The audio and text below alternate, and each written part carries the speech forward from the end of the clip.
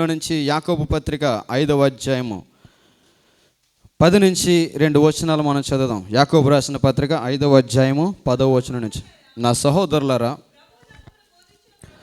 ప్రభు నామమును బోధించిన ప్రవక్తలను శ్రమానుభవమునకును ఓపికకును మాదిరిగా పెట్టుకొనుడి. సహించిన వారిని ధన్యులని చెప్పుకొనుచున్నాము కదా. మీరు యోబు యొక్క సహనము గూర్చి వింటిరి. ఆయన ఎంతో జాలియు కనికరము గలవాడని మీరు తెలుసుకుని ఉన్నారు. దేవునికి స్తోత్రం కలుగునుగాక.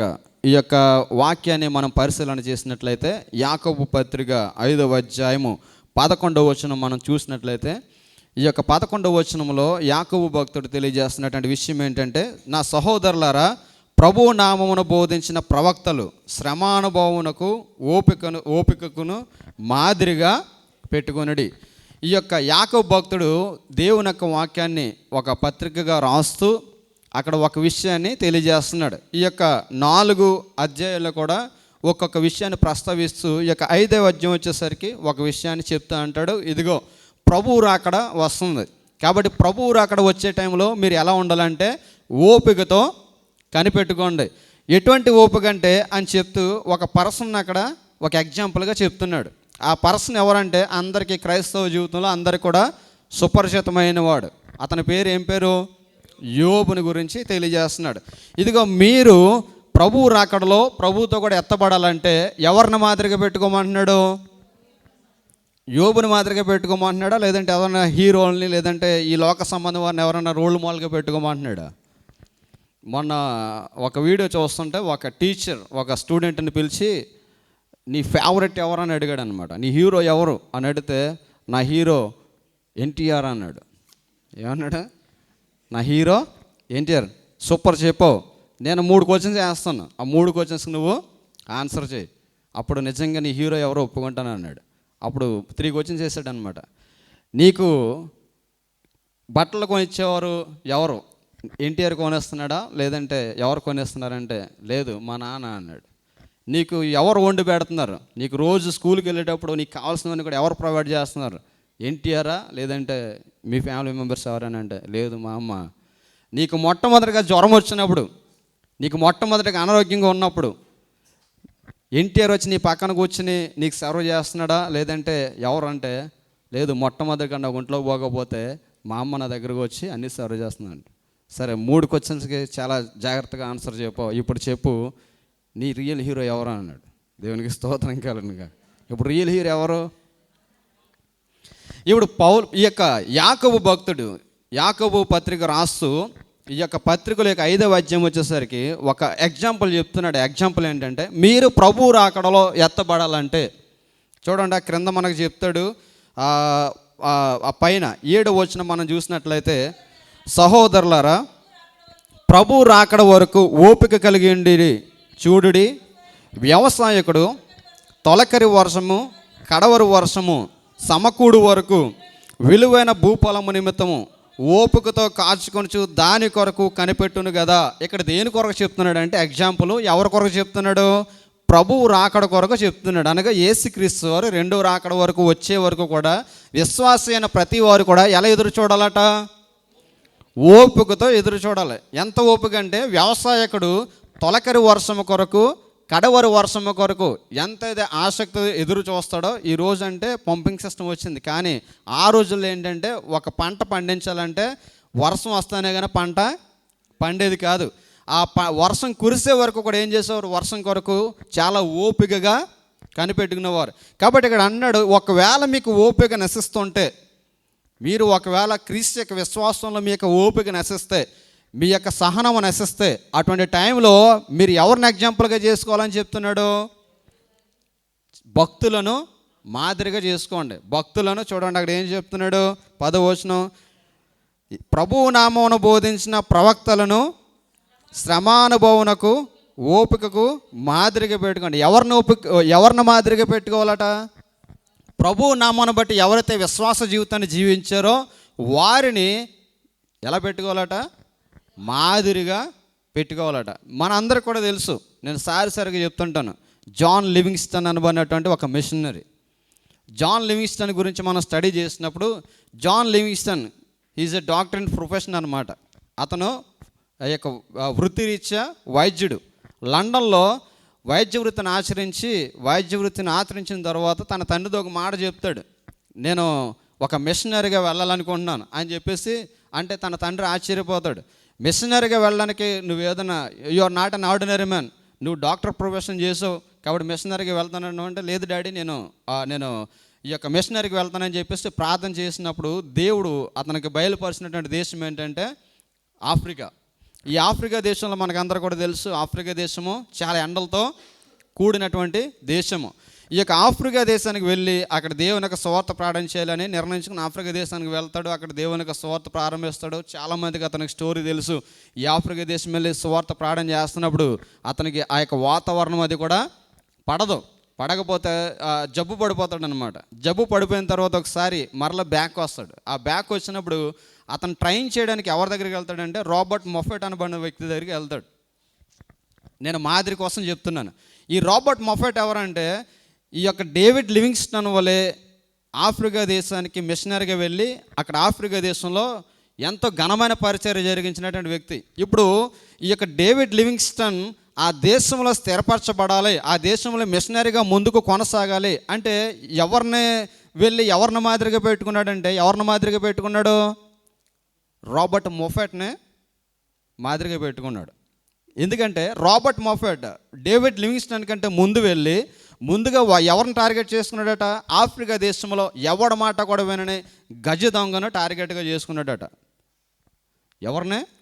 గజ దొంగని. మంచివాడికి సువార్త చెప్పలేదట, అనుకున్నాడట చెప్తే వీడికే సువార్త చెప్పాలి, మారిస్తే వీడిని మార్చాలని అందరూ కూడా అనుకున్నారట. మొఫెట్ అని పిచ్చోడు ఏంటి, వెళ్ళి దొంగోడికి గజ దొంగకి, అది కూడా గజ దొంగకు సువార్త ప్రారంభం చేస్తాను అన్నాడు, వాడిని మారుస్తాను అన్నాడు. ఏంటి దానికన్నా పిచ్చి పడిందా అనుకున్నారట. కానీ అతను అనతి కాలంలో అతని యొక్క సువార్తను బట్టి ఆ గజ దొంగ మారిన తర్వాత ఆ గజ దొంగను బట్టి అనేక మంది ఆఫ్రికా దేశంలో మార్పు చెందారు. ఇప్పుడు అటువంటి వ్యక్తి దగ్గర ఈ యొక్క డేవిడ్ లివింగ్స్టన్ ఏం చేశాడంటే ట్రైనింగ్ తీసుకున్నాడు. ఇప్పుడు ఎవరిని మాదిరిగా పెట్టుకున్నాడో డేవిడ్ లివింగ్స్టన్ అంటే, ఎవరిని మాదిరిగా పెట్టుకున్నాడో? రాబర్ట్ మొఫెట్ని ఆ యొక్క మాదిరిగా పెట్టుకున్నాడు. అందుకే అనతి కాలంలోనే ఈ ఆఫ్రికా దేశంలో ఘనమైన పరిచర్య జరిగించిన ఒక ఘనమైన వ్యక్తిగా ప్రపంచంలో చిరస్థాయిగా మిగిలిపోయాడు. ఎవరో? David Livingstone. తన కన్ను పోయినా, తన చెయ్యి పోయినా, తన జీవితం అంతా కూడా నాశనం అయిపోయినా కానీ ఆ ఒక్క మాట కన్నీరు రప్పిస్తుంది. అదేంటంటే అతడు ఆఫ్రికా దేశానికి వెళ్ళే ముందు ఒక దూర జామ పంటలో ఉండేవాడట. ఆఫ్రికా దేశానికి వెళ్ళే ముందు లండన్లో చదివిన వ్యక్తి, డాక్టర్ చేసినటువంటి వ్యక్తి, ఒక దూర జామ పంటలో ఉండి ఆఫ్రికా దేశానికి వెళ్ళి ఆఫ్రికా దేశంలో దేవుని యొక్క సువార్త ప్రకటన చేసి మరలా తిరిగి వస్తే అతనికి దేహం యొక్క రంగంతా కూడా మారిపోయిన తర్వాత చాలామంది అతను గుర్తుపట్టలేకపోయారట. దేవునికి స్తోత్రం కలుగునుగా. అంటే మన దేహ సౌందర్యం మనం కాపాడుకోవడానికి ఎన్ని క్రీములు వాడతాం చెప్పండి. అసలు మన దేహ సౌందర్యం కాపాడడానికి టీవీల్లో కూడా ఓదర కొడుతుంటారు. ఏంటి ఈమె యొక్క వయసు అసలు ఈ సౌందర్యం అసలు వయసును కడమని అవ్వట్లేదండి. కానీ దేవుని కొరకు వారు ఏం చేస్తారంటే సర్వం కూడా ఏం చేశారు? దారపోస్తారు. తన ప్రాణం సైతము లెక్క చేయలేదు. తన ప్రాణం సైతం లెక్క చేయకుండా ఒక మాదిరిగా జీవించారు. అందుకే ఈరోజు ఎవరిని మనం చెప్పుకుంటున్నామంటే, ఎవరిని మనం మాదిరిగా చెప్పుకుంటున్నాం? క్రీస్తు కొరకు బ్రతికిన వారిని. ఇప్పుడు యాకోబు భక్తుడు అంటాడు, అదే మీరు ఎవరిని మాదిరిగా పెట్టుకోవాలి? ఒక క్రైస్తవ విశ్వాసాలకు ఎవరు మాదిరి కావాలి? ఎవరు మాదిరిగా పెట్టుకుని ముందుకు కొనసాగాలి అంటే ఎవరిని మనం ముందు పెట్టుకోవాలట? లోక సంబంధంగా ఎవరిని ముందు పెట్టుకుని కొనసాగినా ఒక క్రీస్తులోనికి విశ్వాసం పొందిన వ్యక్తి, ఒక క్రీస్తులోనికి రక్షణ పొందిన వ్యక్తిగా, క్రీస్తు యొక్క విశ్వాసిగా నేను కూడా ఎవరిని మాదిరిగా పెట్టుకోవాలట? దేవుని కొరకు ఎవరైతే బోధకులుగా జీవించి, ఎవరైతే ప్రవక్తలుగా జీవించి దేవుని కొరకు హతసాక్షులుగా చేయబడ్డారో, దేవుని కొరకు రోషంతో జీవించారో వారిని ఏం చేయాలట? మాదిరిగా పెట్టుకోవాలని చెప్తూ అక్కడ ఒక పర్సన్ ఎగ్జాంపుల్గా చూపిస్తున్నాడు. ఆ పర్సన్ పేరు ఏం పేరు?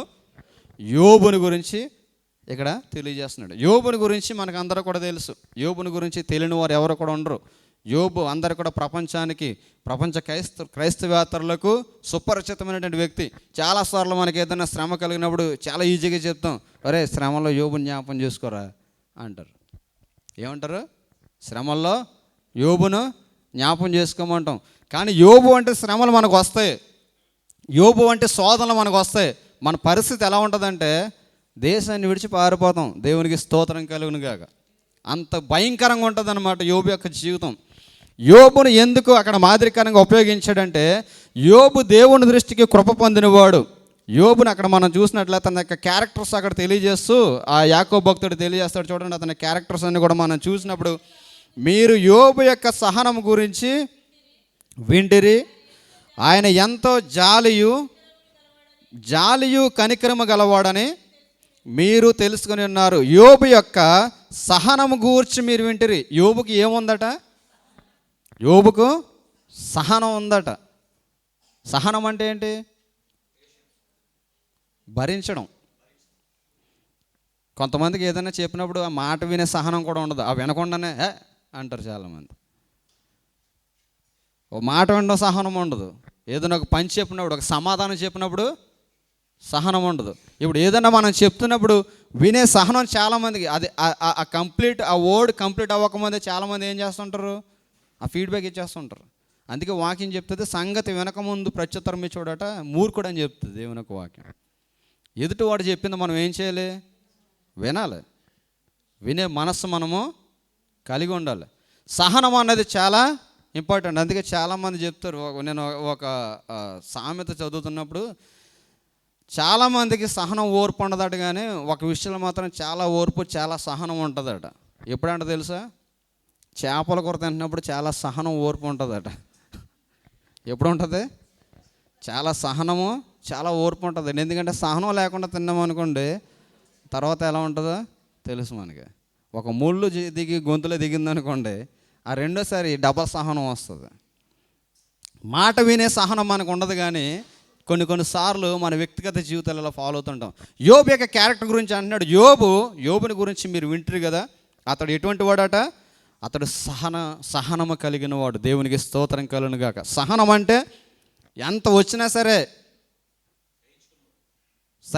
సహించడం అన్నమాట. ఎంత తన జీవితంలో ఏం జరుగుతున్నా కానీ ఏమాత్రం కూడా తిరుగుబాటు చేసే తత్వం కానీ, లేదంటే ఎందుకు ఇలా జరిగింది అనుకునే స్వభావం కానీ ఎంత మాత్రం కూడా లేనివాడు. అంతేకాకుండా క్రింద మనం చూస్తే ఆయన ఎంతో జాలియు కనికరం. అతనికి ఏమున్నాయట? జాలి కనికరం. ఈ రెండు క్యారెక్టర్స్ కూడా అతడు కలిగినాడు. మొట్టమొదటిగా మనం చూస్తే అతనికి ఏముంది? సహనము కలిగి ఉన్నాడు. ఎవరిని గురించి సహనం అంటే దేవుని గురించినటువంటి సహనం అతనికి ఉంది. ఇప్పుడు ఒక ఐఏఎస్ చదివేవాడిని మనం చూస్తే, ఐఏఎస్ చదివేవాడు ఎన్ని ఆటంకములు ఎన్ని ఫెయిల్యూర్స్ వచ్చినా ఒక టార్గెట్ ఫిక్స్ చేసుకున్నప్పుడు ఏమనుకుంటాడంటే, అతనికి కనిపించేది ఒక డెస్టినీ. అదేంటి? నేను ఎలాగైనా సరే ఐఏఎస్ నేను కంప్లీట్ చేయాలి. దాని కొరకు ఎంతైనా కూడా సహనంతో ఏం చేస్తుంటాడు? ఎన్నిసార్లు ఫెయిల్ అయినా. నేను ఈ డ్రైవింగ్ లైసెన్స్కి అప్లై చేసినప్పుడు ఈ యొక్క టెస్ట్లకు వెళ్తున్నప్పుడు నాతో పాటు ఒక సహోదరుడు వచ్చాడు, ఆ కేరళ సహోదరుడు అనమాట. నువ్వెన్నోసారి అంటే నేను 3వ నువ్వెన్నోసారి అన్నా నేను. నువ్వెన్నోసారి అంటే 12వ అన్నాడు. ఎన్నిసార్లట? 12 సార్లట. నాకు 2-3 సార్లుగా చిరాకు వచ్చింది. ఒకసారి ఫైల్ కూడా ఎలా పడేయాలనిపించింది నాకు. ఎందుకు వచ్చింది? అక్కడ ఏదన్నా కొంచెం టెంపర్ ఏమో అనుకోండి, డ్రైవింగ్ లైసెన్స్ దగ్గర ఎలా ఉంటుందంటే, పెట్టిన ఇన్వెస్ట్మెంట్ అంతా కూడా వాటర్లో పోసింది అనమాట. ఇంక మళ్ళీ నాన్ రిటర్నబుల్ అనమాట. ఇంకా అది వెనక్కి రాదు. ఐదర్ నువ్వు ఒకసారి పెట్టావంటే డ్రైవింగ్ లైసెన్స్ తీసుకుని బయటకు రావాలి తప్ప, ఇంకొకసారి నువ్వు టెంపర్ అయ్యగానే బయటకు వచ్చావనుకో, నువ్వు పెట్టిందంతా కూడా శూన్యం అనమాట. అప్పుడు 12 సార్లు అనగా నాకు మతిపోయిందనమాట. 12 సార్లు పోయిన అతను అన్నాడు, అరే చలిగయ్యారు ముసుకల్లా మీలేగా అంటున్నాడు. నీకు ఎంత సహనం, ఎంత ఓరు ప్రభావం. అంటే అతని యొక్క టార్గెట్ ఏంటి? ఎలాగైనా సరే నాకు డ్రైవింగ్ లైసెన్స్ 12 సార్లు కాదు 20 సార్లు అయినా సరే నాకు డ్రైవింగ్ లైసెన్స్ నాకు కావాలి. మన ఫాస్ట్ గారు కూడా చెప్పేవారు, తుమ్కు జిందగీ మీద అయ్యాయి కానీ కూడా ఫాస్ట్గా డ్రైవింగ్ చేస్తున్నప్పుడు ఆ ఫాస్ట్ గారు ఆ డ్రైవింగ్ చూసినప్పుడు అని కూడా ఆ ఇన్స్ట్రక్టర్ చిరాకు వచ్చి, నీకు జీవితంలో రాదని కూడా. కానీ ఆయన కూడా సహనం ఓర్పు కలిగి ఉన్నాడు కాబట్టి ఆయనకి ఏమొచ్చింది? డ్రైవింగ్ లైసెన్స్ వచ్చింది. కాబట్టి మనకేం కావాలంటే సహనం అనేది చాలా ఇంపార్టెంట్. యోబు యొక్క స్టోరీని మనం చూసినట్లయితే, యోబు యొక్క క్యారెక్టర్స్ మనకంతా కూడా తెలుసు. చాలాసార్లు మనం చూస్తాం. నేను అందుకే చెప్తుంటాను, యోబుని గురించి మనం పరిశీలన చేసినప్పుడు, ఎవరైనా కష్టాలు వచ్చినప్పుడు, ఇరుకు వచ్చినప్పుడు, ఇబ్బందులు వచ్చినప్పుడు అందరూ కూడా మనం సజెస్ట్ చేస్తాం, యోబును నువ్వు జ్ఞాపం చేసుకో, యోబును ముందు పెట్టుకుంటాం. యోబు యొక్క జీవితాన్ని మనం పరిశీలన చేసినట్లయితే ఇక్కడ యోబు గురించి తెలియచేయడానికి కారణం ఏంటి? యాకోబు భక్తుడు అంతమంది ఉన్నప్పటికీ యోబులో ఉన్నటువంటి ఒక స్పెషల్ క్యారెక్టర్స్ ఏంటని మనం చూసినట్లయితే, యోబు గ్రంథానికి వెళ్ళినట్లయితే అక్కడ కొన్ని విషయాలు మనం చూడగలుగుతాం. చూడండి, యోబు గ్రంథము 1వ అధ్యాయం మనం చూసినట్లయితే, యోబు గ్రంథము 1వ అధ్యాయము 1-2 వచనాలు మనం చదువుదాం. ఊజు దేశమందు యోబు అని ఒక మనుష్యుడుండెను. ఇక్కడ ఈ క్యారెక్టర్స్ చూడండి. అక్కడ యాకోబు అంటున్నాడు, అతడు సహనము, జాలి, కనికరం కలిగిన వాడని అక్కడ ఎగ్జాంపుల్గా చెప్తుంటే, వాక్యం చెప్తుంది యోబు యొక్క క్యారెక్టర్స్ గురించి. యోబు అని ఒక మనుషుడు ఉన్నాడట. అతడు కలిగినటువంటి క్యారెక్టర్స్ మనం చూసినట్లయితే, అతడు యథార్థవంతుడు, న్యాయవంతుడు, దేవుని యందు భయభక్తులు కలిగి చెడుతనాన్ని విసర్జించినవాడు. ఏ క్యారెక్టర్స్ ఉన్నాయి అతనికి? యథార్థవంతుడు అంటే, యథార్థత అంటే దాని అర్థం ఏంటి? యథార్థత అంటే ఇక ఏదైనా చెప్తే ఎస్ అంటే ఎస్, నో అంటే నో. ఇక్కడ ఎస్ అక్కడ బయట, అక్కడ నో, ఇక్కడ ఎస్ కాదనమాట. యథార్థత అంటే అవునంటే అవును, కాదంటే కాదు, ఇక వేరే ఆప్షను లేదు. అక్కడ మనం చూస్తే న్యాయవంతుడు ఏం చేసేవాడట? న్యాయమే మాట్లాడేవాడట, న్యాయమే జరిగించేవాడట. ఇంకా మనం చూసినట్లయితే దేవుని యందు భయభక్తులు కలిగిన వాడు, దేవుని యందు భయభక్తులు కలిగి ఉండడమే కాకుండా ఏం చేసేవాడట? చెడుతనాన్ని విసర్జించేవాడు. చూడండి, చాలాసార్లు మనం అంటాం దేవుని యందు భయం ఉండాలి, భక్తి ఉండాలి. మనకి భయం ఉంటే భక్తి ఉండదు, భక్తి ఉంటే భయం ఉండదు. యోబుకు ఆ రెండు ఉన్నాయి. దేవుని యందు భయభక్తులు కలిగి ఉండడమే కాదు, ఇప్పుడు మనం అందరూ కూడా చూసినట్లయితే, ఇప్పుడు మనం ఎందుకు వచ్చాం ఇక్కడికి?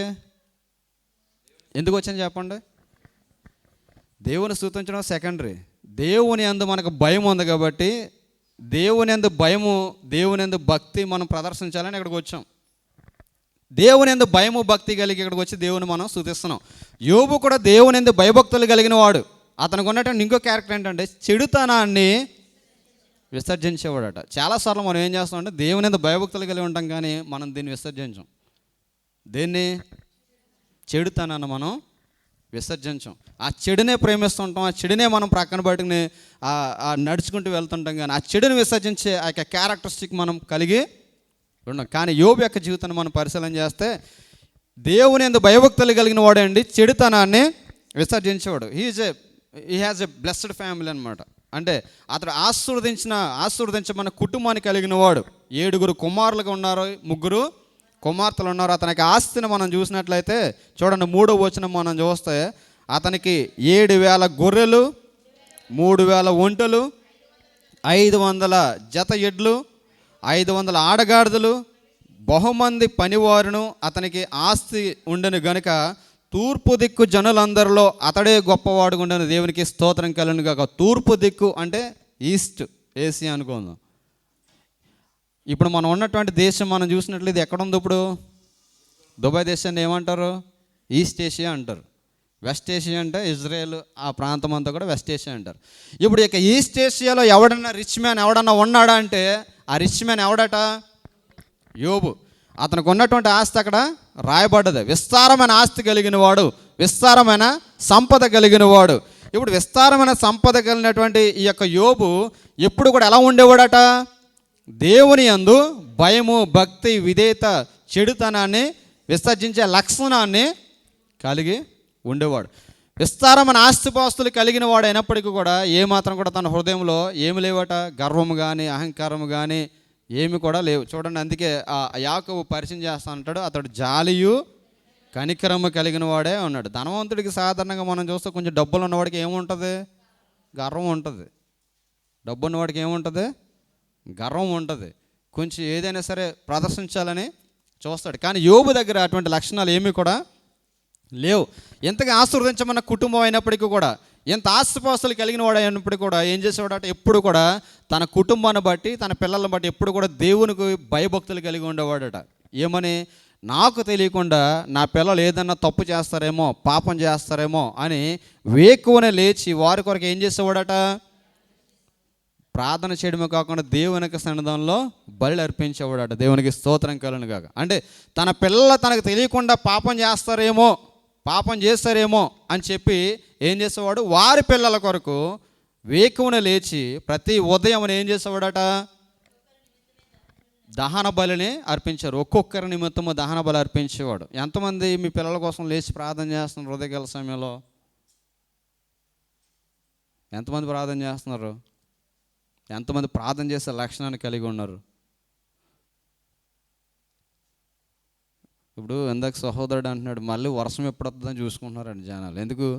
కొంచెం ఎక్కువసేపు పడుకుందామని. అవునా?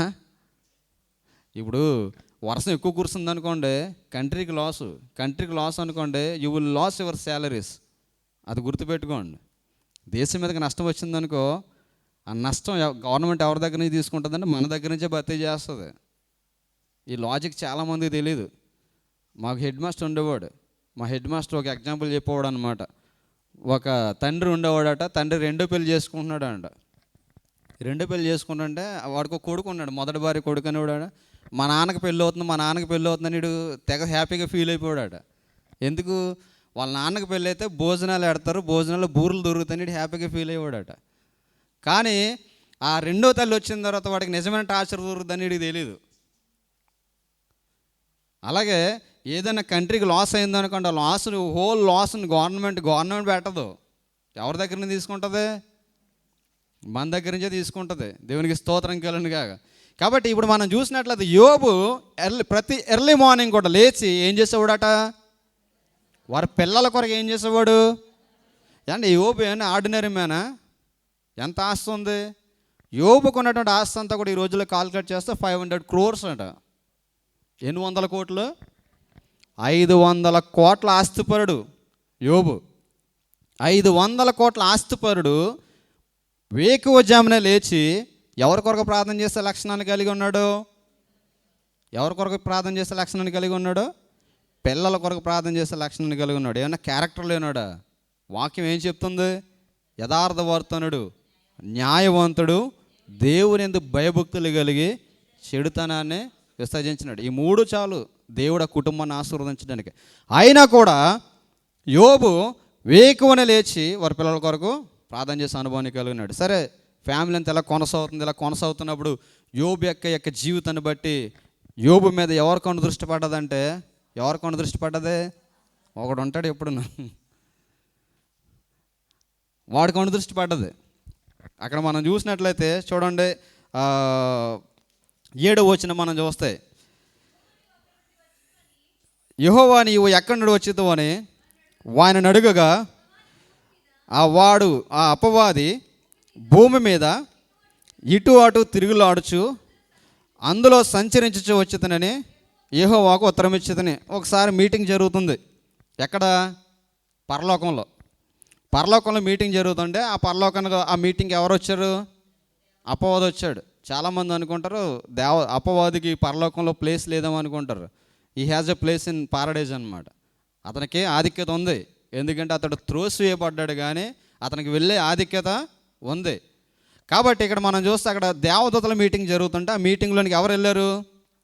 అపవాది వెళ్ళాడు. అపవాది వెళ్ళినప్పుడు అపవాది, అరే నిన్ను కిందకి గెంటేసాను కదా, నువ్వెక్కడి నుంచి వచ్చావు అని దేవుడు అడిగితే, అప్పుడు అపవాది చెప్తున్న మాట ఏంటంటే, నేను భూమి మీద ఎక్కడెక్కడ తిరుగుతుందట, ఏం చేస్తుంది?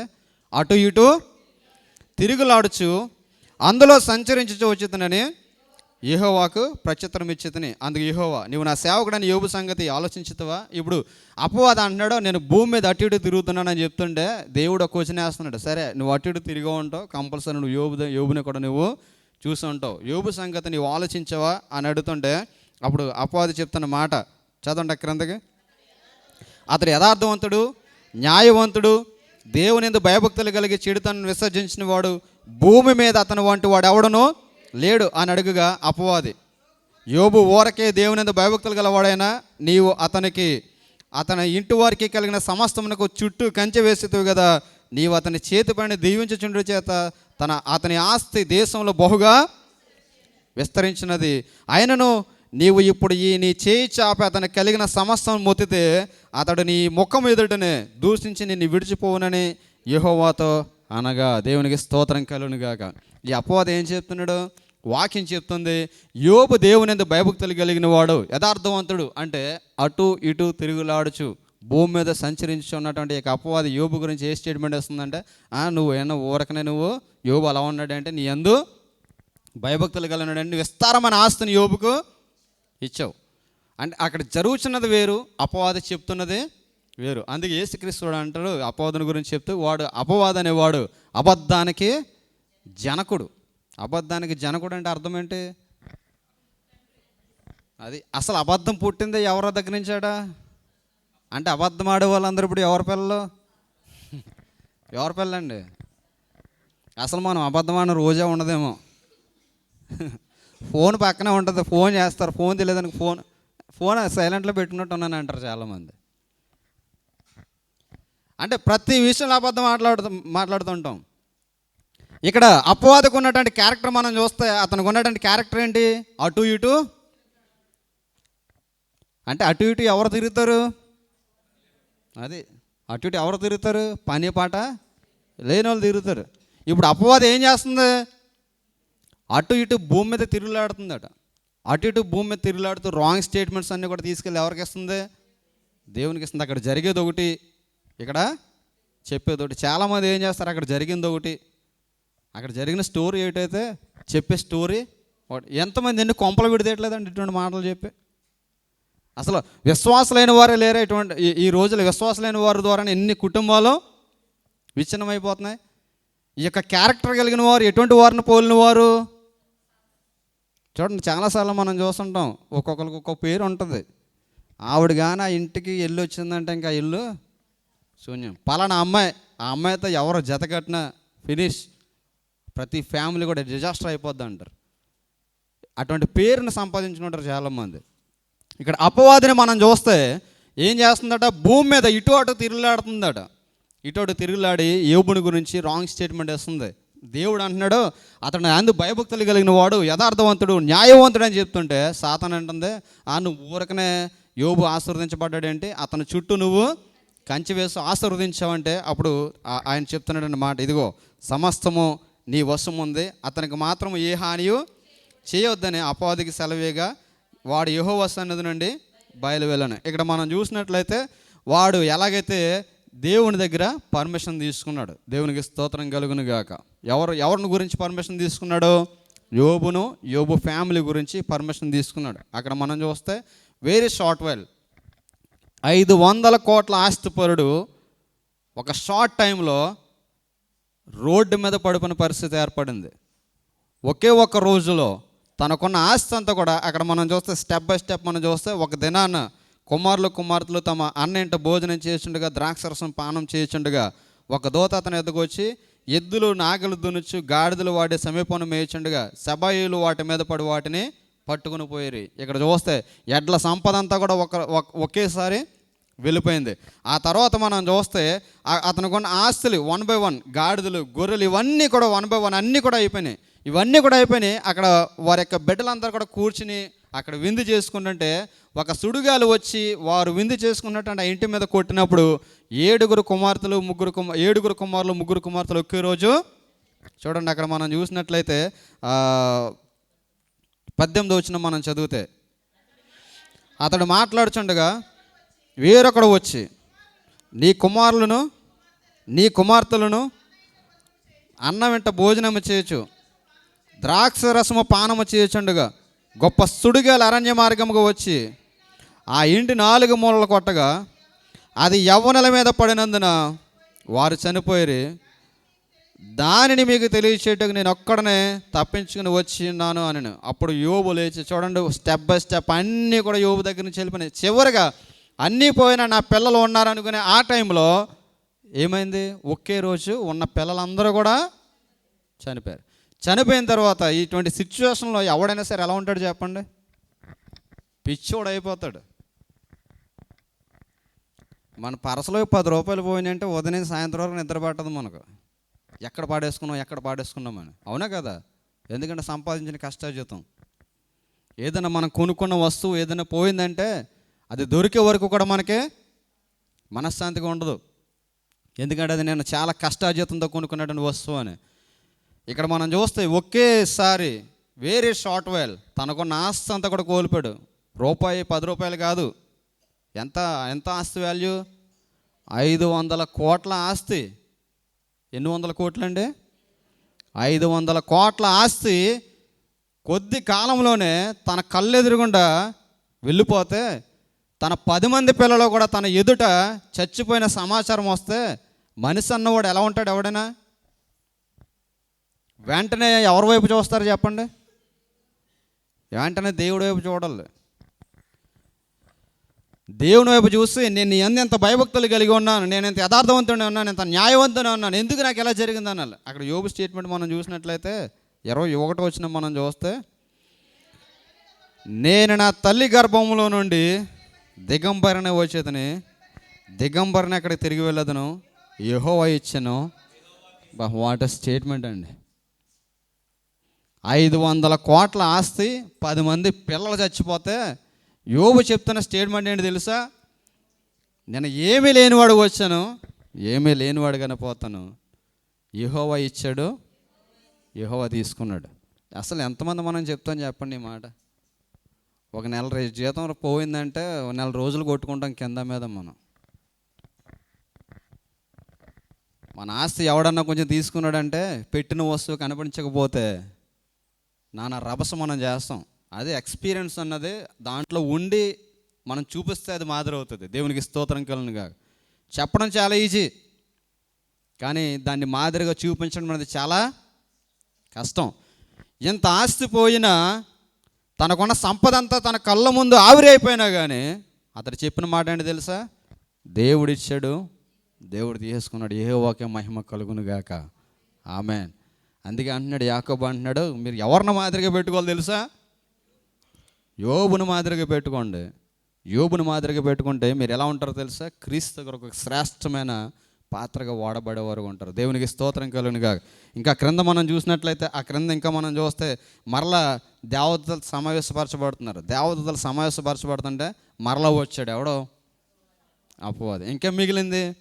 ఉన్నదంతా కూడా దేవుడు పర్మిషన్ చేత అంతా కూడా నాశనం చేయగలిగాడు. మరలా అడుగుతున్నాడు. చూడండి 2 వచనం మనం చూస్తే, యెహోవా నీవు ఎక్కడి నుండి వచ్చేతావు నువ్వు అని అడుగుగా, అపవాది భూమిలో ఇటు అటు తిరుగులాడుచు అందులో సంచరించుచు వచ్చేతనని యెహోవాకు ప్రత్యుత్తరం ఇచ్చాను. అపవాది భూమి మీద తిరుగుతున్నప్పుడు అపవాది ఎవరిని పరిశీలన చేస్తుంటాడు? ఎవరిని పరిశీలన చేస్తుంటాడు? అందరిని చూడ్డు. ఎక్కడైతే ఇక్కడ కూర్చున్నారో, ఎవరైతే ఇక్కడ కూర్చున్నారో వాళ్ళని చూస్తుంటాడు. అందులో మరలా ఎవరు భయభక్తులు కలిగినవారో వారిని పట్టుకుంటాడు. నేను చాలాసార్లు చెప్తుంటాను, శోధనలు అనేవి 2 రకాలుగా ఉంటాయి, శ్రమలు అనేవి 2 రకాలుగా ఉంటాయి. ఒకటి, నీకు అజ్ఞానం చేత నువ్వు కొని తెచ్చుకున్నాయి. రెండోది ఏంటంటే, నీకు గాడ్కు ఉన్నటువంటి రిలేషన్ బట్టి దేవుడు పర్మిషన్తో అనుగ్రహించబడేవి. దేవునికి స్తోత్రం కలుగునుగాక. దేవుడు పర్మిషన్తో అనుగ్రహించబడేవి ఎవరికంటే, ఇదిగో యోబు వంటి సహనము, యోబు అంటే నీతి, యోబు అంటే భయభక్తులు కలిగిన వారికి, అనగా దేవుని వాక్య ప్రకారం జీవించే వారికి, దేవుని యొక్క ప్రార్థన ప్రకారం జీవించే వారికి కొన్నిసార్లు గాడ్ ఏం చేస్తుంటాడంటే టెస్టిఫై చేయడానికి ఏం చేస్తుంటాడు, వారికి కొన్ని శ్రమలో ఆయన అనువదిస్తాడు. ఆయన అనువదిస్తేనే శ్రమలు అనుగ్రహించబడతాయి. అంతే తప్ప ఆయన పర్మిషన్ లేకుండా ఏది కూడా జరగదు. ఆ పర్మిషన్ అనేది ఎప్పుడు వస్తుందంటే, నీవు దేవుని యొక్క ప్రజెన్స్లో ఉన్నప్పుడు. దేవుడు సాతానుకు ఒక పర్మిషన్ ఇస్తాడు. ఇదిగో నువ్వు చూసావా యోబుని గురించి సాతానుతో ఏమన్నాడు దేవుడు? నువ్వు యోబును చూసావా అని అడిగాడంటే, యోబు యొక్క భయభక్తులన్నీ కూడా ఎవరికి నచ్చాయంటే దేవునికి నచ్చాయి. అందుకే అన్నాడు, సాతాను అన్నాడు, ఇదిగో యోబు గురించి నీకు పర్మిషన్ ఇస్తున్నాను వెళ్ళు అన్నాడు. అందుకే దేవుడు పర్మిషన్ ఇచ్చిన వెంటనే సాతానుడు కూడా ఏమన్నాడు, అతని చుట్టూ నీవు కంచె వేసితివి కదా. అంటే యోబు చుట్టూ ఎవరు ప్రొటెక్షన్ ఉంది?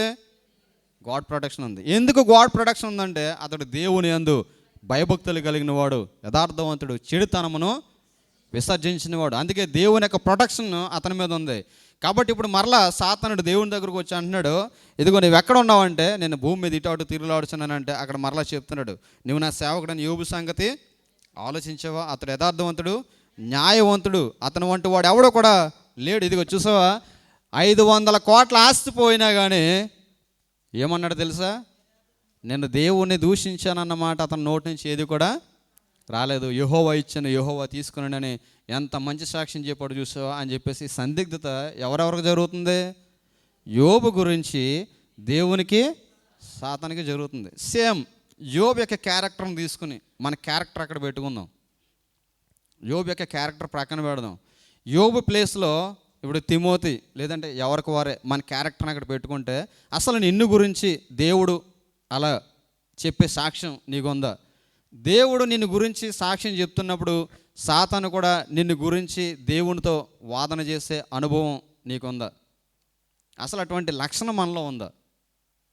అంటే యోబుని గురించి సాతానుకు ఫిర్యాదు చేయలేనటువంటి అనుభవాన్ని సాతానుడు కలిగి ఉన్నాడంటే దేవుని దగ్గర యోబుని గురించి ఫిర్యాదు చేసే ఏ క్యారెక్టర్ కూడా యోబు కలిగలేడు. ఇప్పుడు సాతానుడు ఎప్పుడు ఫిర్యాదు చేస్తాడు? ఇప్పుడు యోబుని గురించి చెప్పిన వెంటనే మొట్టమొదటిగా ఏం చెప్పాలి సాతానుడు? అది చెప్పాలవయ్య బాబు, నువ్వు యోబు గురించి దగ్గర చెప్తున్నా కానీ యోబు ఎటువంటి వాడు తెలుసా? ఉన్నంతసేపు 3 గంటలు చర్చలో ఉంటాడు కానీ బయటకు వచ్చాడంటే ఎలా ఉంటాడు తెలుసా అని అనాలి. అన్నది అలాగా? ఏమన్నాడు సాతానుడు? అతని చుట్టూ నువ్వు కంచె వేసావు కదా, అతడు భయభక్తులు కలిగిన వాడు, యథార్థవంతుడు, న్యాయవంతుడు, అతనిలో ఏది లేదు, అయినప్పటికీ నువ్వు అతని చుట్టూ కంచె వేసావు. అందుకే ఇక మనం చూసినట్లయితే నేను చాలాసార్లు మీకు చెప్తుంటాను, దేవుని యొక్క శరీరం గురించట అపవాది ఎవరితో వాదిస్తున్నాడట? మోషే యొక్క శరీరం గురించి అపవాది ఎవరితో వాదిస్తున్నాడు? మిఖాయేలుతో వాదిస్తున్నాడు, దేవునితో వాదిస్తున్నాడు మోషే యొక్క శరీరం గురించి. ఎందుకు మోషే యొక్క శరీరం గురించి అపవాదితో వాదిస్తున్నాడట? అపవాది వాదిస్తున్నాడు, మోషే ఒక కాని మాట పలికాడు ఇశ్రాయేలు జనాంగం గురించి. ద్రోహులరా వినండి అని ఒక ఓడు పలికాడు. ఎప్పుడు? బండలో నుంచి నీళ్ళని రప్పిస్తున్నప్పుడు. దేవుడు మోషేతో అన్నాడు, మోషే నువ్వు కనాను దేశాన్ని చేరవు కనుక నువ్వేం చేస్తావు అంటే పలానా కొండ ఎక్కు, పెసగా కొండ మీదకి వచ్చే నువ్వు అక్కడ చచ్చిపోతావు అని చెప్పాడు. 30 లక్షల మందిని నడిపించాడు. 30 లక్షల మందిని నడిపించిన వాడిని దేవుడు అన్నాడు, నీ సమాధి కార్యక్రమం ఇశ్రాయేలు ఎవరు కూడా చేయరు, ఎందుకంటే నువ్వు నా మాట వినలేదు కాబట్టి నువ్వు కొండ మీదకి వచ్చి కనాను దేశాన్ని చూడు, అక్కడ నువ్వు చచ్చిపోతావు అన్నాడు. అప్పుడు మోషే ఏమనాలి? ఏంటి తండ్రి 30 లక్షల మందిని నడిపించాను, నేను చచ్చిపోతే కనీసం నా సమాధి చేయడానికి కూడా నాకు ఎవరో కూడా లేరా అని మోషే అడగాలి. కానీ మోషే అడగలేదు, వెళ్ళాడు, చనిపోయాడు. చనిపోయిన తర్వాత అక్కడ ఉన్నటువంటి రహస్యమైనటువంటి విషయం ఏంటంటే ఈ యొక్క మోషే దేహాన్ని సమాధి చేయడానికి దేవుడు ఎవరిని పంపించాడు? దేవదూతలను పంపించాడు. దేవదూతలు వచ్చి మోషే సమాధి కార్యక్రమం నిర్వహించి అయిపోయిన కొన్ని సంవత్సరాల తర్వాత అపవాది వెళ్ళి ఎవరితో ఫైట్ చేస్తున్నారు? గాడ్తో ఫైట్ చేస్తుంది. ఏమని వాదిస్తుందట? మోషే యొక్క దేహం గురించి అపవాది తర్కిస్తుంది. ఏమని? ఇంత చేసావు, మోషే మాట్లాడిన మాట నీకు తెలుసా? మోషే ఏమన్నాడు తెలుసా నీ ప్రజలను అని చెప్పేసి మోషేని గురించినటువంటి సమాచారం, చెడ్డ సమాచారం అంతా కూడా ఎవరో చెప్తుంది? దేవుని చెప్తుంది. మోషే ఏం చేశాడు? ఏమైనా కానిమాట పలికాడు ఒకే ఒక మాట. అదేంటి?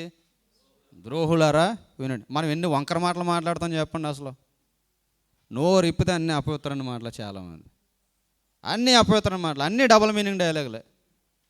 నేను చూస్తుంటాను, చాలామంది చెప్తుంటారు పలానా సంఘానికి వెళ్ళిన సంఘంలో అన్ని డబుల్ మీనింగ్ డైలాగులేనండి. వాకింగ్ చెప్పే వాళ్ళ మీద డబుల్ మీనింగ్ డైలాగులు అండి, పాటలు పాడే వాళ్ళ మీద డబుల్ మీనింగ్ డైలాగులు. ఎక్కడ? దేవుని యొక్క మందిరంలో. ఇప్పుడు మనం అంత భయభక్తులు లేకుండా, దేవుడంటే భయం లేకుండా అంత విచ్చలవిడితనంతో కూడినటువంటి మాటలు మనం మాట్లాడుతున్నప్పుడు వీరి యొక్క క్యారెక్టర్స్తో మనం పోల్చుకుంటే అసలు పరలోక రాజ్యం అన్నది ఎంత శ్రేష్టమైందో, ఎంత పవిత్రమైందో దీన్ని బట్టి మనం అర్థం చేసుకోవాలి. అందుకే పౌలు భక్తుడు అంటే మనుష్యుడి పలికి ప్రతి వ్యర్థమైన మాట కూడా ఎక్కడికి వస్తుందట? తీర్పులోకి వస్తుందట. మనం పలికే ప్రతి వ్యర్థమైన మాట అందులోకి ఏంటంట, ఒక పురుషుడు రోజుకి 300 పదాలు మాట్లాడితే ఒక స్త్రీ ఎన్ని 100 పదాలు మాట్లాడుతుందట? 900 పదాలకు పైగా మాట్లాడుతుందట. దేవునికి స్తోత్రం కలుగును గాక. ఒక పురుషుడు 300 నుంచి 500 వరకు మాట్లాడగలిగితే ఒక స్త్రీ రోజుకి ఎన్ని పదాలు మాట్లాడుతుందట? 600 నుంచి 900 పదాలు మాట్లాడతారట. ఇంక అందులో కొంతమంది ఉంటారు, వాళ్ళు 1800 మాటలని ఆశ్చర్యపోవక్కర్లేదు. దేవునికి స్తోత్రం కలుగును. ఇంకా తెగ మాట్లాడుతుంటారు కొంతమంది. అంటే ఇన్ని మాటల్లో మనం చెప్పే మాటల్లో మనం కౌంట్ చేసుకుంటే ఎన్ని వర్డ్స్ వ్యర్థంగా ఉంటాయి, ఎన్ని వర్డ్స్ దేవునికి విరోధమైన మాటలు మనం మాట్లాడతాం. ఇప్పుడు ఒక్క వర్డ్ మోసే చెప్పినటువంటి ఒకే ఒక్క వర్డ్, ద్రోహులారా నేను మీకు నీళ్లు రప్పించాలన్న దానికి సమాధి చేస్తుంటే దాని గురించి వాదిస్తున్నాడు. ఎవరు? అపవాది. ఎవరి గురించి? మోషేక దేహాన్ని గురించి. ఇప్పుడు మోషేక దేహం గురించి, యోబు గురించి ఇలా వాదిస్తున్నప్పుడు అసలు మన గురించి వాదన చేయడానికి మన దగ్గర అసలు ఏమన్నా ఉంటుందంటారు? అసలు మన పక్షం కాదు సాతానుడే చెప్పడము, ఆడి గురించి మాట్లాడడమో వేస్ట్ అని. అవునా? అంటే యోబు అంత సహనం కలిగిన వాడు. ఎందుకు ఇక్కడ అన్నాడు చూడండి, ఇక్కడ మరలా అంటున్నాడు అతడు నీ యందు భయభక్తులు కలిగిన వాడు కదా. చూడండి అక్కడ మనం చూసినట్లయితే 4వ వచనం, అపవాది చర్మము కాపాడుకొనుటకై తన ప్రాణమును కాపాడుకొనుటకై తన కలిగిన యావత్తు నరుడిచ్చింది కదా. ఇంకొకసారి నీవు చేయి చాపి అతని దేహమును మొత్తిని ఎడల అతడు నీ ముఖం ఎదుటనే దూషించి నిన్ను విడిచిపోనని అంటున్నాడు. ఇక్కడ అంటున్నాడు అన్నీ తీసేసావు కానీ అతనికి ఒకటి ఉంది, అతని ప్రాణం పోలేదు కదా. అతని ప్రాణం ఉన్నంతసేపు ఒకసారి అతని ప్రాణానికి ఏదైనా బాధ కలగచే అని చెప్పేసి ఇంకో కాంటెస్ట్ దేవునితో పెడుతుంది. అప్పుడు దేవుడు అంటున్నాడు ఇదిగో మరల నీకు ఛాన్స్ చేస్తున్నాను, ఏం చేస్తావు వచ్చేయంటే అక్కడ మనం చూసినట్లయితే 6వ వచనం మనం చూస్తే అప్పుడు అందుకు యెహోవా అతడు నీ వశాన్ని ఉన్నాడు, అతని ప్రాణము మాత్రము నీ ముట్టవద్దని సెలవిచ్చాను. కాబట్టి అపవాది యెహోవా సన్నిధిని బయలుదేరి అరికాల మొదలుకొని నడినెత్తి వరకు బాధగల కురుపులతో యోబును మొత్తెను. అరికాల మొదలుకొని నడినెత్తి వరకు కూడా బాధగల కురుపులతో మొత్తున్నాడు. ఇప్పుడు అరికాల మొదలుకొని నడినెత్తి వరకు కూడా మొత్తితే ఇంకా అతను మనం చూసినట్లయితే చూడండి 8వ వచనం మనం చూస్తే అతడు ఒళ్ళు గోక్కుంటకే చెల్ల పెంక తీసుకుని బూడిదలో కూర్చుండగా అతని యొక్క బాధ ఎంత వేదనగా ఉందంటే గోక్కోవడానికి శక్తి లేక ఏం చేస్తున్నాడట, చెల్ల పెంక తీసుకుని బూడిదలో కూర్చుని గోక్కుంటున్నాడట. గోక్కుంటుంటే అక్కడ జరిగినటువంటి సంఘటన మనం చూస్తే అతని భార్య వచ్చి ఇంకను యథార్థతను వదలకయుందువా, దేవుని దూషించి మరణంకు చచ్చిపో. వాళ్ళ భార్య వచ్చి అంటుంది ఎంత జరిగినా నీకు బుద్ధి లేదా, ఇంక నీ యథార్థత విడిచిపెట్టి దేవుణ్ణి దూషించి చచ్చిపో, ఎందుకు బతుకుతున్నావురా అని అడిగింది. తనకున్న ఆస్తి అంతా కూడా అప్పటి వరకు ఎవరు అనుభవించారు ఏండి? అన్నీ చెప్తుంటారు కదా, కష్టాల్లోనట ఎవరి మనస్తత్వాలు తెలుస్తాయట, కష్టాలు ఉన్నప్పుడు తెలుస్తాడు భార్య మనస్తత్వం. అన్నీ ఉన్నప్పుడు కాదు, కష్టాల్లో ఉన్నప్పుడు తెలుస్తుంది, ఇరుకులో ఉన్నప్పుడు తెలుస్తుంది మన యొక్క తోటి వారి యొక్క మనస్తత్వం. ఇప్పుడు ఎంత అలా ఉంటే అప్పటి వరకు కూడా తనకు కలిగిన సమస్తం కూడా అనుభవించినటువంటి భార్య వచ్చి అంటుంది ఎందుకు బతుకుతున్నావురా, ఇంకా నువ్వు మనిషివి కదా అసలు, మన లాంగ్వేజ్లో చెప్పుకోవాలంటే వీడు బతుకుతున్నాడు. చాలామంది అంటారు కదా అసలు వాడు ఎందుకు బతుకుతున్నాడు వాడికే తెలియదు. ఎవరి గురించి చెప్తారు? బయటోడి కోసం కాదు, చాలామంది వారి భర్తల గురించి చాలామంది చెప్తుంటారు. ఇప్పుడు భార్య వచ్చి అంటుంది ఎంత జరిగినా నువ్వు యథార్థత వదలకవిందువా, దేవుణ్ణి దూషించి చచ్చిపో అని అంటుంటే అక్కడ యోబు అంటున్న స్టేట్మెంట్ ఏంటి తెలుసా? అందుకు అతడు మూర్ఖురాలు మాట్లాడినట్లు మాట్లాడుచున్నావు. ఏమంటున్నాడు చూసారా? మూర్ఖురాలు మాట్లాడినట్టు మాట్లాడుచున్నావు. క్రింద ఇచ్చే స్టేట్మెంట్ చూడండి, మనము దేవుని వలన మేలు అనుభవించదుమా, కీడును మన అనుభవింప తగదా అని ఈ సంగతులలో ఏ విషయమందు యోబు నోటి మాటతో నేను పాపం చేయలేదు. నోటి మాటతో కూడా ఏం చేయలేదట, పాపం చేయలేదు. తన భార్య వచ్చి దూషిస్తున్నా, నీకు ఎన్ని నగలు కొన్నాను, నీకు ఎంత సంపద నీకు ఇచ్చాను అని ఒక్క మాట కూడా భార్యని కూడా అనలేదట. దేవునికి స్తోత్రం కలుగును గాక. అన్నీ తను అనుభవించింది, అన్నీ అనుభవించిన లక్షణాన్ని కలిగిన అనుభవించినదంతా కూడా మర్చిపోయినా యోబు మాత్రం ఒక్క నోటి మాటతో ఒక్క మాట కూడా పలకలేదు. ఏ స్థితి నుంచి ఏ స్థితికి వచ్చాడంటే చూడండి, మనం చూసినట్లయితే యోబు అక్కడ చెప్తుంటాడు. ఒకసారి 29వ అధ్యాయం మనం చూస్తే యోబు గ్రంథము 29వ అధ్యాయము 29వ అధ్యాయం మొదటి 2 వచనాలు మనం చూసినట్లయితే యోబు ఇంకొకసారి ఉపమాన రీతికి ఇట్లా నేను పూర్వకాలమున ఉన్నట్లు నేనున్నాడెలా ఎంత మేలు, దేవుడు నన్ను కాపాడుచుండిన దినముల్లో ఉన్నట్టు నేనున్న ఎడల ఎంతో మేలు. అప్పుడు ఆయన దీపము నా తలకు పైగా ప్రకాశించెను, ఆయన తేజం వలన నేను చీకట్లో తిరుగులాడుచుంటుని. చదవండి, ఇంకా చదవండి. ఐదవ వచనం మనం చదివినట్లయితే, సర్వశక్తుడు ఇంకను నాకు తోడైండను, నా పిల్లలు నా చుట్టూ నుండిరి, నేను పెట్టిన అడుగల్లా నేతిలో పడెను. అడుగులు ఎక్కడ వేసేవాడట నువ్వు యోబు? నేను పెట్టిన అడుగల్లా నేతిలో పడెను అంటాడు. అంటే ఉదయం లెగిస్తే వేటితో స్నానం చేసేవాడు? పాలతో స్నానం చేసే ఉన్నతమైన ఆధిపత్యం కలిగినవాడు. నేతి అన్న దాని మీద ఫుట్ నోట్లో 1 ఉంది, క్రింద ఉంది. దాని అర్థం ఏంటో? పాలతో ముఖం కట్టుకునేవాడు, పాలతో స్నానం చేసేవాడు. అంత ధనవంతుడు యోబు. ఇంకా మనం చూస్తే పట్టణపు గుమ్మమునకు వెళ్ళినప్పుడు, రాజవీధుల్లో నా పీఠం సిద్ధపరచుకున్నప్పుడు యవ్వనులు నన్ను చూచి, ఒకసారి యోబు వీధిలోకి వెళ్తేనట అందరూ కూడా యవ్వనస్తులు యోబు గారు వచ్చారని చెప్పేసి పారిపోయేవారట, దాక్కునేవారట. ఆ క్రింద మనం చూస్తే ముసలివారు ముసలివారట లేచి ఏం చేసేవారట మాస్టర్? లేచి నిలబడేవారు. యోబు గారు వచ్చారు. ఎందుకంటే అతడు జాలి కనికరము కలిగిన వాడు, అంటే ప్రతి వారి పట్ల కనికరము చూపించేవాడు కనుక. చూడండి, మనం చూస్తే ప్రధాన అధికారులు మాట్లాడుట మాని నోటి మీద చెయ్యి వేసుకున్నారు. అధికారులట మాట్లాడడం మానేసేవారట. యోబు అక్కడ నిలబడేసరికి యోబు గారు వచ్చారు, ఏం మాట్లాడకుండా యోబు గారి ముందు మనం మాట్లాడడానికే మనం సరిపోం అని నోటి మీద చెయ్యి వేసుకునేవారట. ప్రధానులు మాటలాడక ఊరకొనిరి. అండ్ ఏమన్నా సామాన్యమైన మనిషి అంటారా ఇతను? ఇప్పుడు ఎంత ఆధిపత్యం కలిగిన వాడు, ఎంత ఉన్నతమైన స్థితి కలిగిన వాడు, ఎంత ఉన్నతమైనటువంటి స్థానంలో ఉన్నటువంటి వ్యక్తి ఒకేసారి తనకున్నదంతా కూడా కోల్పోయినా ఒక్క మాట కూడా మాట్లాడకపోవడం అంటే అది సామాన్య విషయం అంటారా? ఇప్పుడు బయట వాళ్ళంటే అనలేదు అనుకోవచ్చు, తన సొంత భార్య వచ్చి తనను దూషిస్తున్నా ఎంత నిజంగా సహనం కలిగి ఏమన్నాడు? నువ్వు మూర్ఖురారు మాట్లాడినట్టు మాట్లాడుతున్నావు. మన దేవుని వలన మేలుని అనుభవించదమా, కీడు అనుభవించా తగదా అని చెప్పేసి దేవుడిని అప్పుడు కూడా నిందించినటువంటి వ్యక్తి. తన భార్య ప్రోత్సహిస్తున్నా కూడా తన భార్య మాటలు ఏమాత్రం కూడా ఖాతరు చేయనటువంటి వ్యక్తి. ఇక్కడ మనం చూస్తుంటే ఆ క్రింద మనం చూస్తే చూడండి, 12వ వచనం మనం చూస్తే, యాలయనగా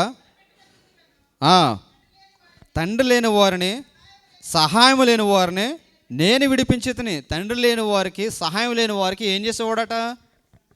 సహాయం చేసేవాడట. ఆ క్రింద మనం చూస్తే ఇంకా, నశించుటకు సిద్ధమై ఉన్న వారి దీవెన నా మీదకి వచ్చిన, ఎవరైనా నా జీవితం ఎందుకు, నా జీవితం ఇక ఇంతే అని చెప్పేసి చచ్చిపోదాం అనుకున్న వారి దగ్గరికి వెళ్ళి, ఏం కంగారు పడకుండామ్మా, మీకు ఏం కావాలి, మీకు కష్టం వచ్చిందా, ఇదిగో మీకు సాయం కావాలంటే నేను సహాయం చేస్తానని చావునకు సిద్ధమైన ప్రతి వారికి కూడా ఎవరు సహాయం చేసేవాడట? యోబు గారు సహాయం చేసేవాడట. ఆ క్రింద ఇంకా మనం చూస్తే, విధవరాండ్ర హృదయమును సంతోషపెట్టింది. ఎవరైతే భర్తలు చనిపోయి ఏమి దిక్కు తోచని పరిస్థితులు ఉన్నారో వారందరూ కూడా ఏం చేసేవాడట? సంతోషం ఇచ్చేవాడు, కావాల్సిన ప్రతి సహాయాన్ని అందించేవాడు. ఆ క్రింద ఇంకా మనం చదువుకుంటూ వెళ్తే చూడండి, 18వ వచనం మనం చూస్తే, అప్పుడు నేను ఇట్లా అనుకుంటుని, నా గూటి యొద్దనే నేను చచ్చేదను, హంస వలె నేను దీర్ఘాయువు గలవాడనవుదును. ఏమనుకున్నాడు? నేను ఎంత మంచి పనులు చేస్తున్నాను కదా, అందులోనే చెడ్డ ఉందా అసలు? అతనికి క్యారెక్టర్లో చెడు లేదు, అతడు చేసే పనుల్లో చెడు లేదు.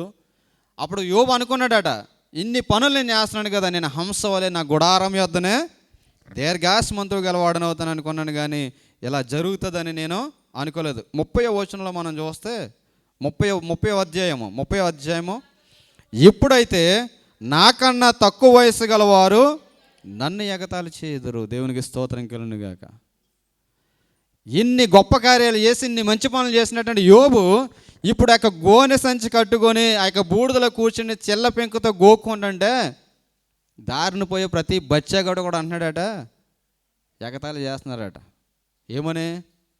రే చూడండి యోబు ఎలా ఉన్నాడు, ఎలా గోక్కుంటున్నాడు చూడండి అని చెప్పేసి ఏం చేస్తున్నారట? ఎగతాళి చేస్తున్నారట. అంటున్నాడు, వీరి తండ్రులు నా మందలకాయ కుక్కలతో నుంటకు తగన వారని నేను తలంచింది. అంటే ఎంత భాగ్యవంతుడో చూడండి. వాళ్ళ తండ్రులట వాళ్ళ మంద కాపర్లకి ఇచ్చే జీతానికి కూడా వారు సరిపోరట. అంటే తన గొర్రెలు తన గాడిదలు కాసే వారికి ఇచ్చే జీతం కంటే తమ తండ్రులు సంపాదించే సంపాదన ఏమీ కాదు. ఇప్పుడు యోబుని ఎవరు విక్రయిస్తున్నారో, ఎవరు అపహాస్యం చేస్తున్నారంటే యోబు ముందు ఎందుకు పనికిరాని వారు. అప్పుడు యోబు నిలబడి ఏమనాలి చెప్పండి? మనమైతే ఏమంటాం? నిజంగా రోషం మనకు ఉంటుంది కాబట్టి మనం లేచి ఏంట్రా మాట్లాడుతున్నారు పలానా టైంలో, నేను అది చేశాను, నేను ఇది చేశాను. మన పట్ల ఎవరైనా ఏదైనా చేస్తారనికి ముఖ్యం ఫస్ట్ మనం ఏం చూస్తాం? ఆ పలానా టైంలో అది చేశాను, పలానా టైంలో ఇది చేశాను. ఇప్పుడు ఎవరన్నా మనం విజిట్ మీద తీసుకొస్తాం, వాడు ఉద్యోగంలో స్థిరపడతాడు, ఏదైనా వాడు చెప్పడం మర్చిపోవడానికి ఇమీడియట్ డైలాగ్ ఏమొస్తుంది? వాడిని తీసుకొచ్చింది నేనే. ఏంటి? వాడిని తీసుకొచ్చింది నేనే. ఆ గ్రాట్యుట్యూడ్ అది ఉంటే ఓకే, లేకపోతే అది వాడి కర్మ, వదిలేండి. ఇప్పుడు యోబు వెంటనే లేచి ఏమనాలి? ఏం మాట్లాడుతున్నారని అడగాలి. కానీ తనలో తాను అనుకున్నాడట ఏమని? ఇటువంటి వారు ముందు కూడా నేను పెంచుకుంటున్నానని.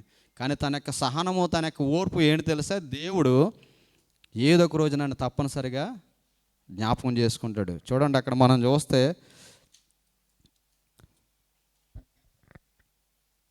31వ అధ్యాయము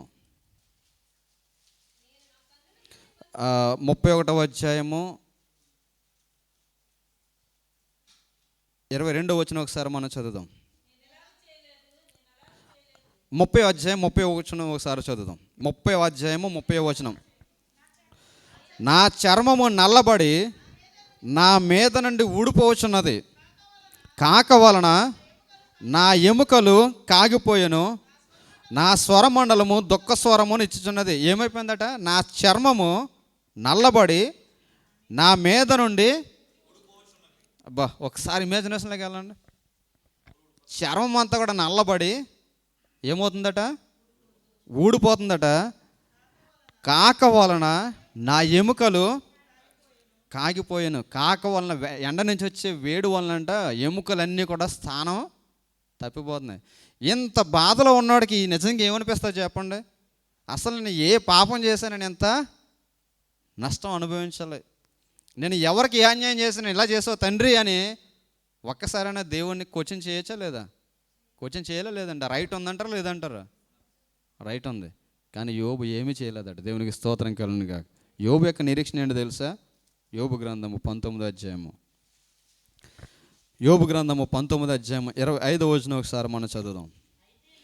అయితే నా విమోచకుడు సజీవుడనియు తరువాత ఆయన భూమి మీద నిలిచిననియు నేను ఎరుగుదును. ఈలాగ నా చర్మము చీకిపోయిన తర్వాత శరీరముతో నేను దేవుని చూచెదను, నా మట్టుకు నేను చూచెదను, మరి ఎవరును కాదు, నేనే కన్నుల రాయనను చూచెదను, నాలో నా అంతరంద్రియములు కృషించను. ఏ స్టేట్మెంట్ వేస్తున్నాడండి? ఎముకలన్నీ కూడా ఎండిపోయి శరీరం అంతా కూడా కుళ్ళిపోయాట, పీసులు కింద రాలిపోతుందట శరీరం. తనకి దేహం మీద ఎలా పెరిగాడంటే తన అడుగు పెట్టిన ప్రతి అడుగు కూడా ఎక్కడ పడిందట? నేతిలో పడ్డదట. బహు సౌందర్యవంతుడు, బహు అదృష్టవంతుడు. యోబుని చూసిన వారందరూ కూడా అనుకునేవారట అదృష్టం అంటే వీడిదిరా అని చెప్పుకునేవారట. కానీ ఇప్పుడు ఏ స్థితికి వచ్చేసాడు? బూడిదలో కూర్చుని చిల్ల పెంకుతో గోకుండంటే ఆ గోకుంటున్నట్టు ఆ గోకుడికి శరీరం అంతా కూడా చివుకుపోయి మొక్కలు ఊడిపోయి కింద పడిపోతున్నాయట. అయినా సరే ఏమంటున్నాడు తెలుసా? నా విమోచకుడు సజీవుడనియు తరువాత ఆయన భూమి మీద నిలిచిననియు నేను ఎరుగుదును. ఈలాగ నా చర్మం చీకిపోయిన తర్వాత శరీరముతో, అక్కడ మనం చూస్తే శరీరముతో అండ్ మనం చూస్తే రెండోదిగా ఏమనుంది? శరీరము లేనివాడిని. అంటే నేను చచ్చిపోయిన తర్వాత మరలా మహిమ శరీరంతో నేను ఎక్కడికి వెళ్తాను? పునరుద్ధాన శక్తిని ఎరిగిన వాడు అన్నాడు. దేవునికి స్తోత్రం కలుగునుగాక. తన ముందు నిందలున్నా, తన ముందు అవమానాలున్నా, మంచి చేసి తిట్టించుకోవడం వేరు, చెడు చేసి తిట్టించుకోవడం వేరు. మంచితనానికే దెబ్బలు తింటే అది ఘనమొగును, కానీ చెడు చేసి దెబ్బలు తింటే అది ఘనము కాదు, హితము కాదు అంటాడు. పేతురు భక్తుడు, పౌలు భక్తుడు కూడా. ఎవడన్నా తప్పు చేసాడు అనుకోండి, ఒకటి ఇచ్చారనుకో పెద్ద అది దానివల్ల ఏమీ లేదు అడిగి. ఇప్పుడు ఎవడన్నా ఇంట్లో దొంగతనం చేసి వచ్చిన తర్వాత కొట్టిన తర్వాత వచ్చి అమ్మ నన్ను కొట్టారు అని ఏడ్చాడు అనుకోండి, సరే ఎందుకు ఎందుకు ఎందుకు కొట్టారు నేను అడిగినప్పుడు వాడు చెప్పే సమాధానం దొంగతనం చేశాను కొట్టారంటే ఎలా ఉంటుంది? దొంగతనం చేసావు కనుక కొట్టారా అని అడుగుతారు. అలాగా బాబా దొంగతనం చేస్తే కొట్టారా, నడు వస్తానని వెనకాల వెళ్ళామనుకోండి ఏమవుతుంది? ఒక స్టోరీ ఉంటుంది, అది మన అందరూ కూడా తెలుసు. ఒక చిన్నప్పుడు పిల్లోడు ఏదైనా తీసుకొస్తే వాళ్ళ అమ్మ అనేదట, అబ్బా నా బాబా అని చెప్పేసి అదండిదట. చిన్న చిన్న దొంగతనాలు చేస్తుంటే వాడు కాలక్రమేపీ ఏమయ్యాడు? పెద్ద గజ దొంగ అయ్యాడు. గజ దొంగ అయిన తర్వాత వాడిని పట్టుకున్నారు పోలీసులు, తీసుకెళ్ళి జైల్లో పెట్టారు. జైల్లో పెట్టిన తర్వాత వాడికి ఉరి శిక్ష ఖరారు చేశారు. ఉరి శిక్ష ఖరారు చేసినప్పుడు ఒక ఖైదీకి అడగవలసిన నియమ నిబంధనల ప్రకారం ఆ ఖైదీ దగ్గరికి వెళ్ళి అని అడిగాడట, నీ చివరి కొరకు ఏంట్రా అని అడిగాడట. మా అమ్మను ఒకసారి నా దగ్గర తీసుకురండి అన్నాడట. మా అమ్మతో నేను మాట్లాడాలన్నాడట.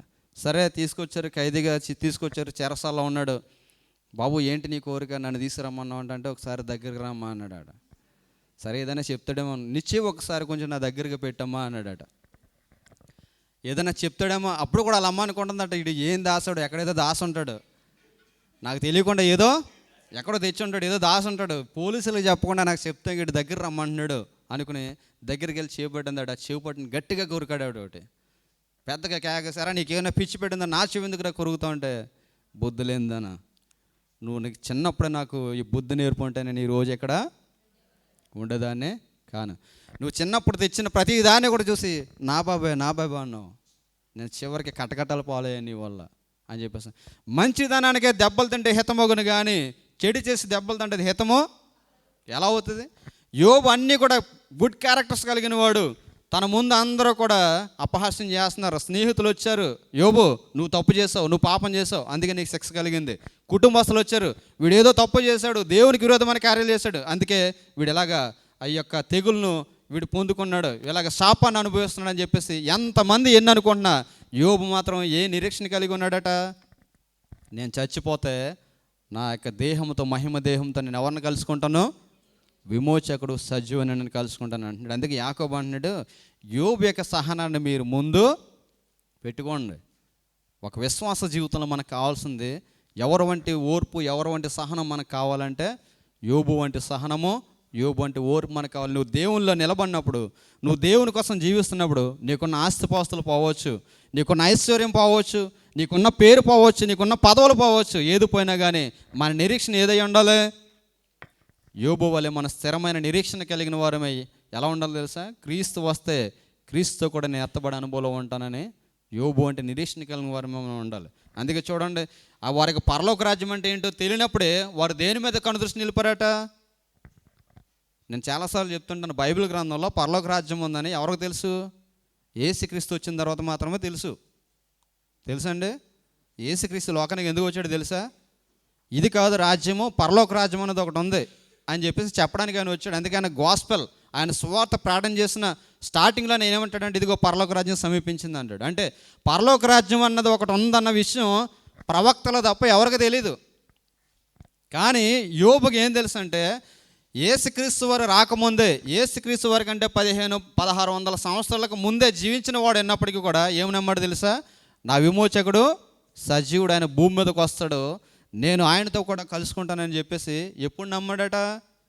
యేసుక్రీస్తు వారు రాకముందు 1500-1600 సంవత్సరాలకు ముందే ఎవరి కొరకు సహనంతో కనిపెట్టుకున్నాడంటే, పరలోక రాజ్యం కొరకు సహనంతో, ఓర్పుతో కనిపెట్టుకున్నాడు యోబు భక్తుడు. ఏమన్నా సామాన్యుడా అంటే 500 కోట్ల ఆస్తిపరుడు, అన్నీ పోయినా అన్నీ కోల్పోయినా, తన భార్య దూషించినా కూడా దేవుని భయభక్తులు ఏమాత్రం కూడా విడిచి పెట్టనివాడు. మన భక్తి ఎలా ఉంటుందంటే, మన భక్తి జీవితం ఎలా ఉంటుంది? ఏదన్నా ఏమో ప్రార్థన రాలేదు అన్నాం అనుకోండి, మనకు ఎలా ఉంటుంది? ఈరోజు రాత్రి డ్యూటీ చేశారండి, ఉదయం లేగలేదండి అన్న ఒక లక్షణాన్ని మనం కలిగి ఉంటాం. కానీ యోబు యొక్క జీవితాన్ని మనం పరిశీలన చేసినప్పుడు అన్నీ ఉన్నా కానీ దేవుని యందు భయభక్తులు కలిగిన వాడు.